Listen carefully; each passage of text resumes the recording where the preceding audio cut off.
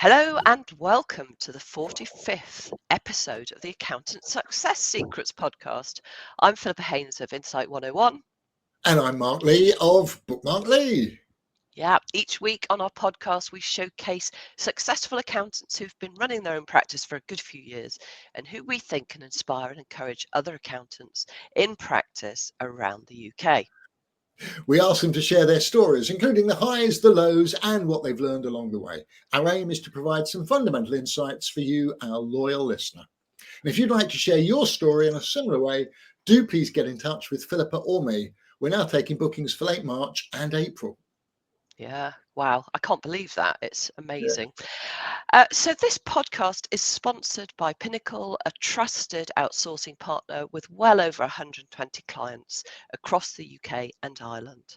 Pinnacle CEO Mayank Pandya is a chartered accountant based in London, and he has a passion to encourage innovation and excellence in the accounting profession. So Pinnacle has offices in the UK and offshore delivery centres across India, employing over 250 high quality staff. With a strong focus on quality assurance, Pinnacle has helped many UK accounting firms to scale their capacity and operations. To find out more, please visit www.pinnacleoss.co.uk. You'll also find the link online wherever you're listening to this podcast. Also supporting the podcast is the Tax Advice Network, whose website enables accountants to choose specific specialist tax advisors for general tax support or for help across any of over 100 areas of tax. It's free to use, and you can check it out at findataxadvisor.online, where you can also access their weekly tax tips for general practitioner accountants. Great stuff. So let's kick off properly then. So today we are delighted to introduce Emma Fox, the founder of Fresh Financials. Based in Lewes, although they've got 3 offices, East Sussex. She's now one of 4 directors of the business, having merged the firm with a tech company and made a couple of acquisitions, so the team now numbers more than 50. Emma is an award-winning entrepreneur who ensured her practice was an early adopter of cloud accounting solutions, and they are the only independent Zero Platinum certified provider and also a QuickBooks certified pro advisor. They handle everything from bookkeeping and payroll to credit control and integrated payment solutions, all powered by a combination of real bookkeepers and technology. Ooh. In her spare time, if she has any, goodness knows how, Emma is also a business studies mentor at local schools and colleges, and that came from working quite closely with her own kids and ensuring that they had business knowledge. She aims to encourage young people to see accounting and bookkeeping as an exciting career, and of course it is. Absolutely, of course it is. Welcome, you're very, very welcome, Emma. It's lovely to see you here. Is there anything else you'd like to add by way of introduction? Well, thank you very much for inviting me. So the only thing I would say is we are the only independent bookkeeping platinum partner, because obviously there are lots of accountants. So we focus purely on the bookkeeping, and I coined a phrase many years ago of bookkeeping reinvented, and Yep. it's so much more than just bookkeeping, as you said there. We offer lots of different things, and we're actually trying to sort of go down. It's more the financial operations, but to keep it simple, we are bookkeepers, not accountants. Gotcha. Thank you for that. Great. So, right, we aim to keep the podcast to around 30 minutes, so we'd better get cracking. And we do that by focusing on a few key questions. So, Mark, let's kick it off. Okay, well, how did you come to set up your practice in the first place, and how did you go about doing it? So this is quite a simple one. It was back in 1999, and I was pregnant with my first son. And the job that I was doing offered absolutely no flexibility and didn't offer a part-time version of my job. So I just thought I really wanted to be a present parent. So I thought I'm just gonna set up on my own. So I had a laptop, £100, and a dining room table. And as you know, back in those days, I was doing everything kind of on spreadsheets, and I had a handful of clients, and I could really work around the children. I could work around you know, my life and make it a business style. And had you previously worked in accounting or bookkeeping offices or any qualification? I had 6 years experience by that point. So, you know, looking after small business bookkeeping was quite simple to do, and kind of grew organically from there. But the fundamentals was because of my family. But then I saw there was a real need for it, and you know, lots of changes along the way. I made a move 70 miles away from where I was living, where the clients were coming to my house. So I had to adapt to that, which is where I really started looking into what the other solutions are, like the cloud solutions, because that 140-mile round trip once a week it wasn't really why I'd set up the business. So yes. Yeah. Very good, very good. Sorry, I'm just coughing and dying in the background here. So, I mean, you've obviously gone through a lot of twists and turns to get where you are today. Can you just give us a little bit of an idea of that journey to see where we are right now? And what you learned on the way. So the main thing I learned was having to be somewhere specific to be able to do the work was very limiting, because you can only work with clients that you can actually, they can come to see you or you can go to see them. So that was a big one. And in 2012, that's when I partnered with Xero, and that made a huge difference, because it meant that I was able to go out and look for work kind of regionally, and that's how we work now as well. But and not being scared to have a client who's in London when you're based in Cornwall type scenario. Taking on my first member of staff was a really big one for me, because I was scared of the commitment. I was scared of the responsibility, sort of financially, and also I'm a bit of a control freak, so sort of letting go and letting someone else do the work was quite hard for me. But as soon as I'd made that first, as soon as Lucy came in, she had energy, she had drive, she was willing to learn, and then we grew very, very slowly and organically over the next few years. After that, we had quite a few awards from sort of 2016 to 2023, and we grew to a team of 10, and everything was going absolutely brilliantly, absolutely swimmingly. Clients were all happy, but we were quite stagnant in as much as we couldn't grow anymore. People were trying to refer us work and we didn't have the capacity. And then I was approached for an acquisition, and it soon became clear that we were so aligned in what we wanted to do that actually we decided to do a merger. And then we've acquired 2 other bookkeeping businesses who didn't want to stay on. So in 6 months, 6 months since we signed, we've gone from a team of 8 to a team of 52. That's awesome. If I could just go back a stage, how did you go about recruiting in that team that grew to 8 or 10 prior to the merger and acquisitions? So it's very difficult finding the right person. So I used Indeed and Facebook, and I would ask for not only their CV, but a personal statement and a video introducing themselves to me. And I felt if someone couldn't follow 3 simple instructions, then they didn't. I was quite strict. They didn't get through to the next round if they didn't do those 3 things. And it gave you a good idea of the type of person, because it was very much. I wasn't too worried about the skill set, because we could teach that, because we have such a specific way of working. It was about the person and their willingness to learn and their willingness to adapt.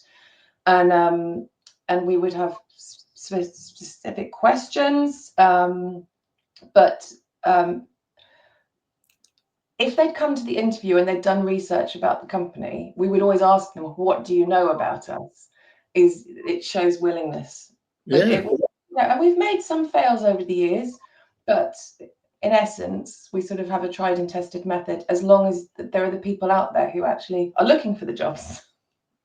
Yeah, that's a great style and approach. And one of my long-standing mentoring clients has always said he recruits for enthusiasm and personality, because he can teach, an attitude, because he can teach the skills if they've got the right attitude. And that's clearly important at Fresh Financials as well. Makes so much sense. And also, yeah, if they can't follow the simple directions of how to apply, well, that doesn't stand them in good stead. And it always that sort of approach always tells me that if you follow instructions, it's the same with applying to win awards. If you follow the instructions you're given, you're ahead of the game already, because so many people don't do it. So true. And in particularly in bookkeeping, you Yeah. have a certain process that you have to follow, and it has to be followed exactly. So it shows a lot about a person if they can't follow instructions right from the start. Yeah, I'd be absolutely awful at that, because I don't take instruction very well. But so, I mean, one of the things I'm assuming, listening here now, just the fact that you've gone through all of this kind of change in the last 6 months, sort of acquisition and merger, and you've gone from 10 to 52, and you were talking before we came live about a CRM system that you've got that's, proprietary. Good work. A good word, isn't it? Oh, I Yeah. like that. But what would you say to people listening in here? What have you learned? Because I think there must be so much, and we can't cover it now in 30 minutes, but just some of those insights that would be useful for us. So I think my big one at the moment would be, everyone's talking about AI and AI taking over. And yes, you have to have a really good tech stack. You have to, make sure that you can be as productive as possible, but you have to keep the human touch. We are in touch with our clients on a weekly basis. Sometimes it's just to say everything's fine, but just that human touch. And if the client wants to ring and speak to you about something, you're not just speaking to them about chasing up on, you've got these missing receipts, you've got these missing invoices.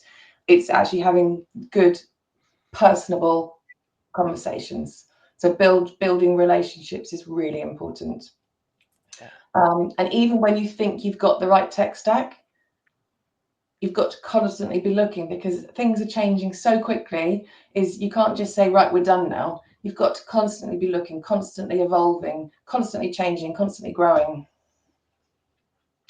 Yeah, that's interesting, because a previous guest, achieved some significant success as well. But in her head, she was trying not to go for all the sort of glittery stuff, sort of being a bit of a magpie, but going, this is what we have at the moment, and this is what we're going to stick with for now, so that we don't just spend endless, we'll get the most out of that particular app as we can. So from your perspective, how did you get to that bespoke kind of situation? Was there a big problem that you had to solve? I guess that's the next question, isn't it, around problems? In order to achieve the growth that we're achieving and what we're hoping to achieve moving forward, we decided that some of the off-the-shelf solutions you can adapt them so much to yourself. But because we now have a large team and we have a tech team, we've actually built our own based on exactly the process that we want the bookkeepers to follow to be able to get through to quality control and all the rest of it. So we're in a fortunate position like that. But, I agree, once you've got a good tech stack, that's great. But sometimes the companies aren't investing any more into development of that tech. So you have to look at actually who's then overtaking that, and what is the case point, what's the ROI of potentially changing. And we have 5 of our very, very wonderful, lovely, special clients who are happy to always be our guinea pigs. So we can actually test it in a live environment, and they don't mind if things go wrong, because they know that they're the guinea pig. And as you were saying, as soon as the software becomes, there's something else you need, because it's yours, you can add to it. So it's not like trying to find something else, is it? It's all in house. Yeah. So as soon as one of the team identifies something that they think would be really useful across the board, it's put to the tech team, and then because they do rollouts every week, is that we can just adapt little things, which of course you can't do if you're dealing with an off-the-shelf product. And because we're looking for scalability internally, it is purely only for internal use. So we don't have to pander to anybody else's needs. It's purely our own internal needs. And because it's only for internal use, and you're big enough to have that tech team and to get an ROI from it, and because you're the only ones using it, it doesn't have to be capable of being used by all sizes of practice for all sizes of clients and that sort of thing, which also means that each weekly rollout probably works better than when the more commercial software is updated and new users find bugs and problems and get frustrated with it. I imagine that's not happening at Fresh Financials. I mean, we still get bugs because it's tech, so we you know, we still get that, but it's very quick to fix. Exactly. Yeah. Which is Yeah. very, very different. Let's go back to this business of relationships with accountants, because where do you get your clients from? With particularly now that you're bigger, and how do you build those relationships with accountants that are feeding you work, if that's where it's coming from? Yeah, so we've got three streams of where we acquire new clients. Organic inquiries from the business owner themselves. We have the accountancy partner program, which I'm in charge of, and then we have acquisition. So the accountancy partner program basically came from. I mean, I've spent a lot of time networking with. I've been very fortunate and know a lot of accountants, very, very good accountants across the country. And the thing that keeps recurring is that they don't actually want to be doing bookkeeping. And because they might have an accountant doing bookkeeping purely because they've got to get the accounts done, or they've got a strategy meeting, or they've got to get management accounts out, and the bookkeeping that they're receiving is just not at the right level, so they're having to redo it, or there's a backlog because the client's been doing it. So what we've done is we started off with just a handful of accountants who we were already working with, and said, we will partner with you. We will be the bookkeeping solution. You be the accounting solution, and the client gets a great experience. The accountant gets a great experience. We get a great experience because we're only working with a handful of accountants on that particular team, and it works well for everybody, and everyone's happy. So it's let the accountants do what they do, let bookkeepers do what we do, and then the client just knows exactly what's happening. And come year end, the client isn't sent a list from their accountant of all of these things that are missing and all these questions, because they come to us. If there are any, they come to us, and then the client only has the experience of, right, this is what you've done, this is your tax planning, this, so we focus on what we're good at, the accountant focuses what they're good at, and it works really well across the board. I love that split and that division, and I think it's not commonly understood in the business world and with startups, the distinction between bookkeeping and accounting. And there's a lot of very good accountants doing a lot of bookkeeping. There's a lot of very good bookkeepers doing, if we say, more than bookkeeping, so that distinction is blurred compared to what it used to be like.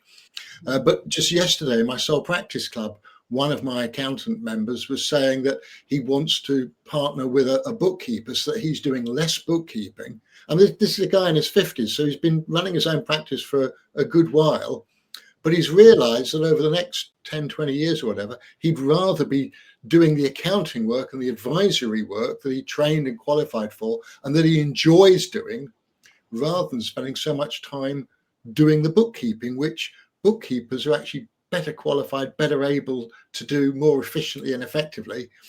And with due respect, it's perceived as lower value compared to the advice and guidance that he's able to deliver at his level. Is that fair? Is that common? It's very, very common. So, the reason that we're able to offer what we do is because we offer all of our clients daily bookkeeping. So they're very quick to look after, and they vary in size, obviously. Some are 5 minutes a day, some are an hour a day, but we're in there all the time doing it. So, we never get a backlog. And a client might come and say, I've got this opportunity, and that they haven't got to wait for us to say, oh, let's get the accounts up, let's get the bookkeeping up to date, so the accountant can then look at that and give you some advice. And so that gives much. So one of the accountants that we work with that I was talking to yesterday, they do strategy meetings once a month with one of our clients, and he said it kind of went from, he felt like he was giving 20% value and 80% of just catching up on things and it's just understanding the figures, whereas it's completely flipped on the other side, where he feels like he's giving 80% value to the client because he can trust the figures and the work that's coming from us. That's awesome. Yeah. Great way of doing it. Well, sorry, Philippa, go on. Go on, Mark, go on. I was going to ask, we sort of skated over what mistakes you might have made along the way and what you learned from them, what you might do to correct them. So I think mistakes, I would say not growing the team faster, in as much as it took me about 2 years of deciding that I needed to employ someone to employ my first team member, because I think for bookkeeping firms do tend to be smaller and they tend to be on their own or 1 or 2 people. So to go from me to 2 to then to 8, I probably would have done that faster. Can I ask? There's always this tension. Do we bring in staff and then look for the work, or do we wait till we're overwhelmed with work and then try and bring somebody in to reduce the pressure? Which approach were you going? So we ended up with the approach of employ and then find the work. But because we were getting some really good leads that we were having to turn away, so it was like, okay, well, let's employ first, because it takes time to train someone up. Of course, yeah. And then you can have like the pipeline of work coming in after that. I think one of the biggest mistakes I made was we've had 3 lots of maternity leave and not bringing someone in to cover those, and thinking that we could just manage. Yeah, not good. As we sort of roll to the end, I guess, although we've got a bit of time, I mean, we asked the question directly off the recording, what made the practice unique, and I loved your answer. So rather than me assuming what I think it is, I'll ask the question again, because I think you were very clear in what you said. So for the listeners, what let's see if we get the same answer. Yeah, it could be different. No pressure, Emma.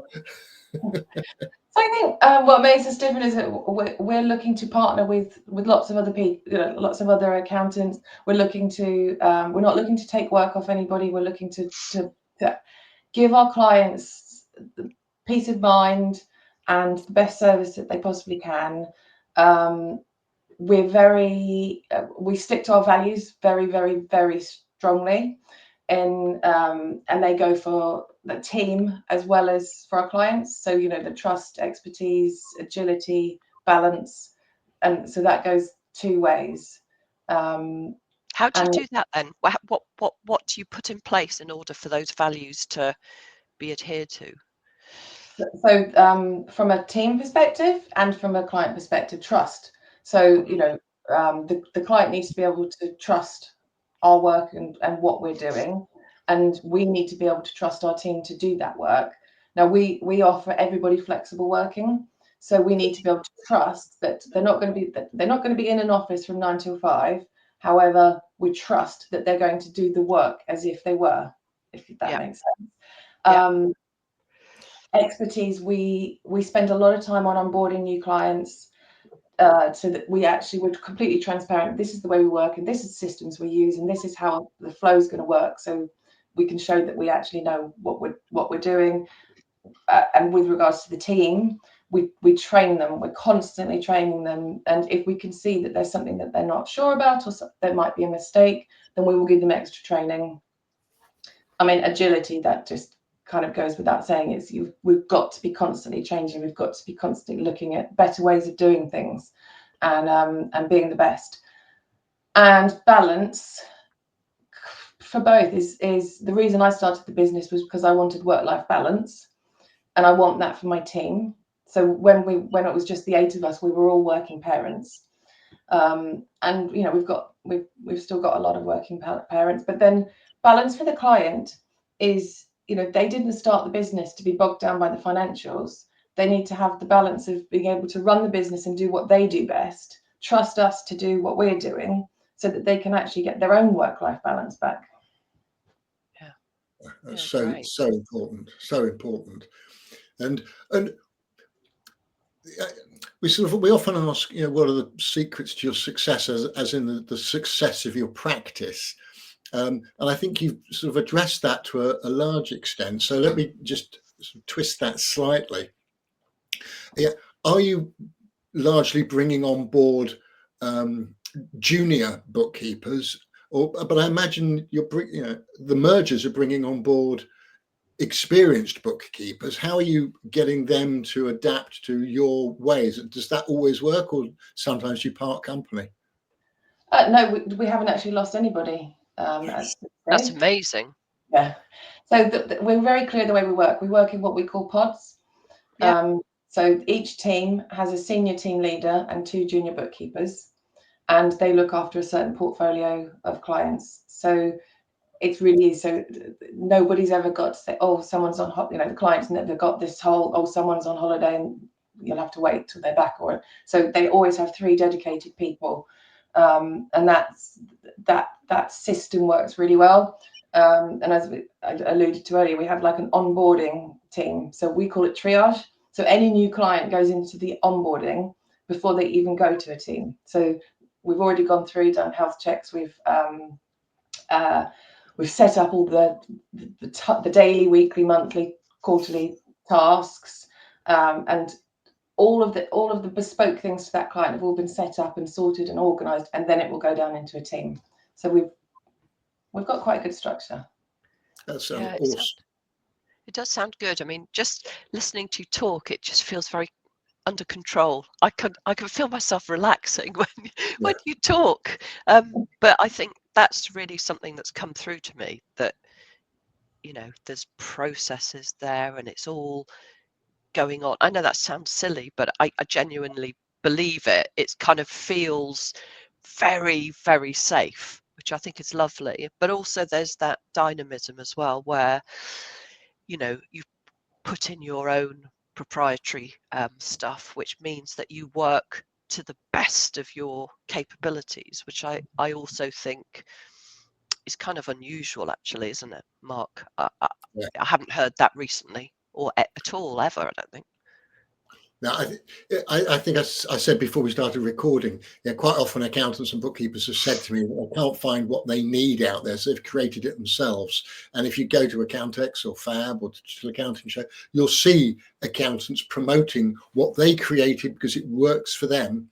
It doesn't necessarily have the credibility with other accountants to buy into somebody else's vision when they're really accountants, not tech developers.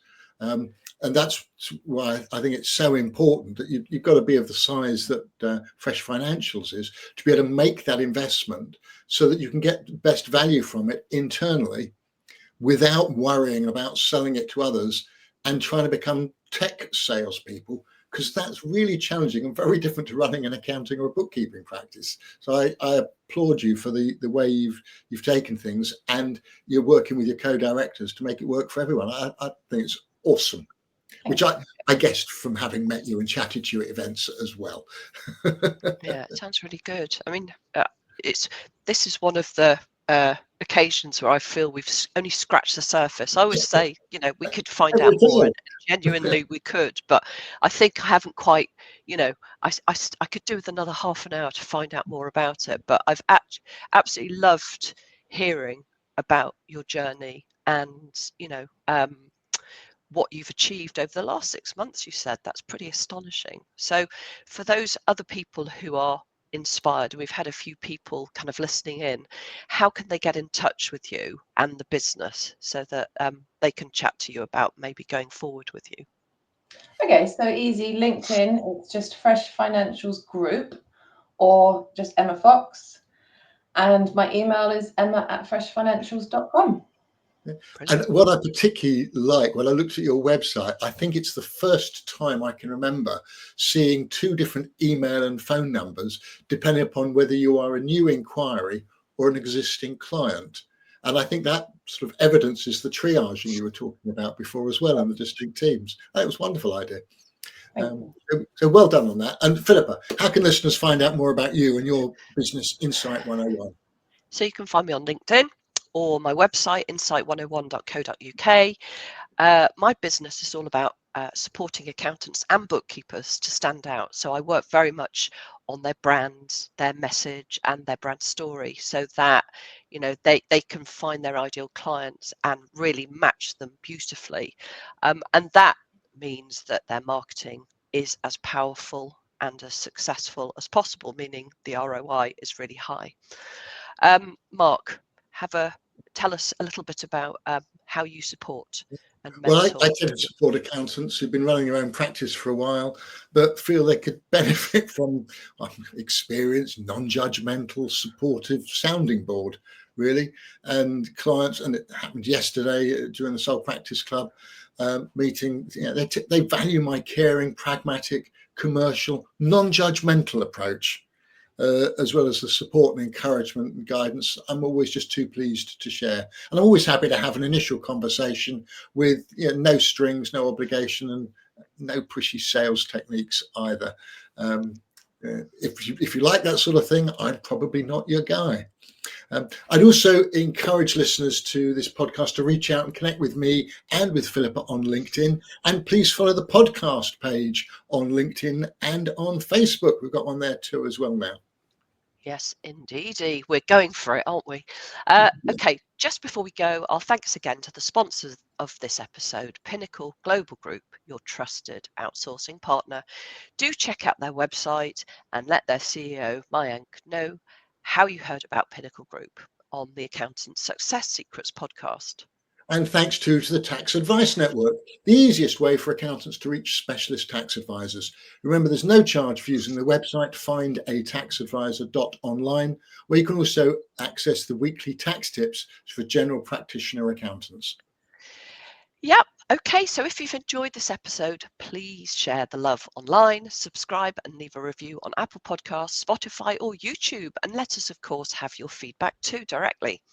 It all helps to broaden the reach of the podcast.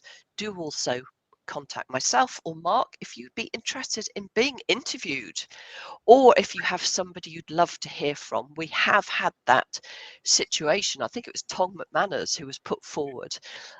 So we're always happy to get recommendations as well. Absolutely. But for now, thanks again to my wonderful co-host Philippa, to our fabulous guest Emma Fox, and until next time on the Accountant Success Secrets podcast, or anywhere else that we might meet online or in real life. Bye-bye for now. Bye.